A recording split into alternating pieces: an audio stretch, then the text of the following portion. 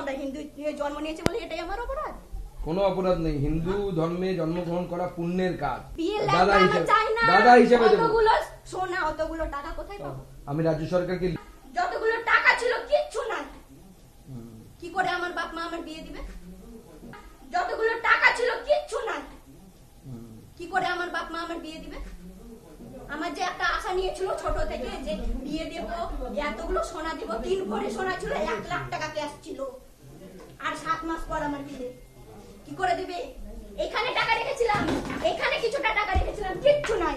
এমনকি আমার পরনে লেহেঙ্গা ছিল, লেহেঙ্গার ভেতরে আমি 5,000 টাকা লুকিয়ে রেখেছিলাম, মানে আমার কোনো কিছু ফিস টিস লাগলে যেন আমি দিতে পারি। ওই টাকাটা নয়, জিনিসটাও নাই আমার, কোথায় পাবো আমি? ভিখারি জাত মাইরি, ভিখারি জাত। কোনোদিন চোখে দেখেনি জামা কাপড়, কোনোদিন আমি লেহেঙ্গাটা আমি দিব।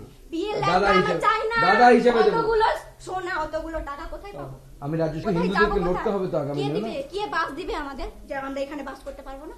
কেন আমরা হিন্দু জন্ম নিয়েছি বলে এটাই আমার অপরাধ? কোনো অপরাধ নেই, হিন্দু ধর্মে জন্মগ্রহণ করা পুণ্যের কাজ। তাহলে আমরা লড়াই করে আমাদের পূর্বপুরুষ সনাতন ধর্মে আমি ঠাকুরগুলো দেখেন, পা দিয়ে পাগুলো যেন ভেঙে যায়, আমি ওটা প্রতিজ্ঞা করি যেন পাগুলো, সমস্ত পূজোর জিনিস আমি এখানে গুছিয়ে রেখেছিলাম, এত এত এত জিনিস কিচ্ছু কিচ্ছু না। দেখেন সিংহাসনে যতগুলো ঠাকুর ছিল সমস্ত কিছু পা দিয়ে, পাগুলো যেন ভেঙে যায়, তোদের পা জীবনে তোদের পা যেন ঠিক না থাকে, সব ভাঙবে, চিন্তার কিচ্ছু নেই। হ্যাঁ মা, কিচ্ছু চাই না, শুধু আমাদের পাশে থাকে, পাশে আছি, একদম আর পাশে আছি। কেন চাই আমরা হ্যাঁ, যেন আমরা ওটার জন্য লড়াই সুরক্ষিতভাবে করছি। আমরা নিজেদের ঘরে নিজেরাই বাঁচতে পারি।